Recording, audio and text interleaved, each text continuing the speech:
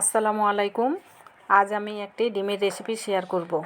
আশা করি সবাইকে ভালো লাগবে।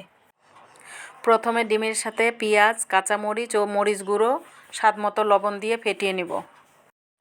এখন কড়াইয়ে তেল দিয়ে দিলাম। তেলে কয়েকটা সামান্য জিরাও দিলাম। এরপর ফেটানো ডিমটি কড়াইয়ে দিয়ে দিলাম ভাজার জন্য।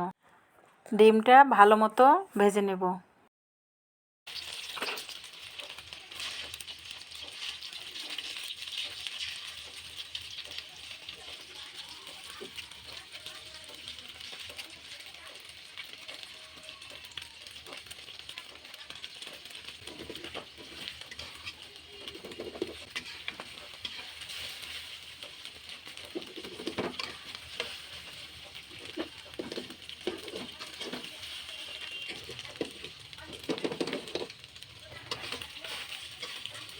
ডিম ভাজা হয়ে গেছে।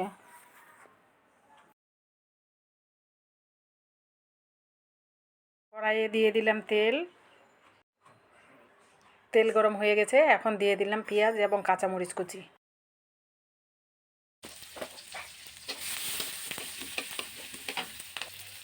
এরপর দিয়ে দিলাম আদা, রসুন ও জিরে বাটা।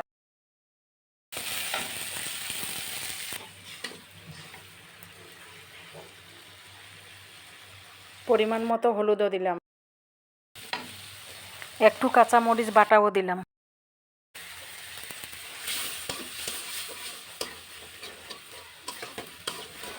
এরপর স্বাদ মতো লবণও দিলাম। মশলাটা ভালোভাবে কষে নিব তেল ছাড়া আসা পর্যন্ত।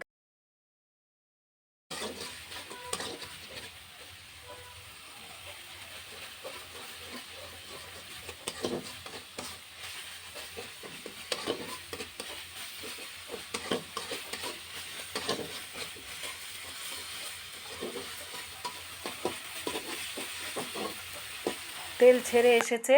ঝোলের জন্য পানি দিয়ে দিব।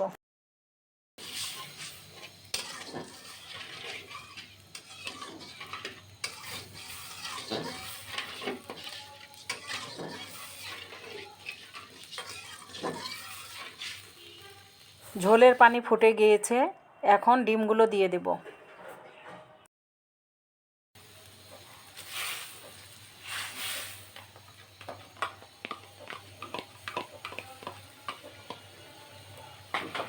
আমার রান্না শেষ। এখন নামিয়ে নেব।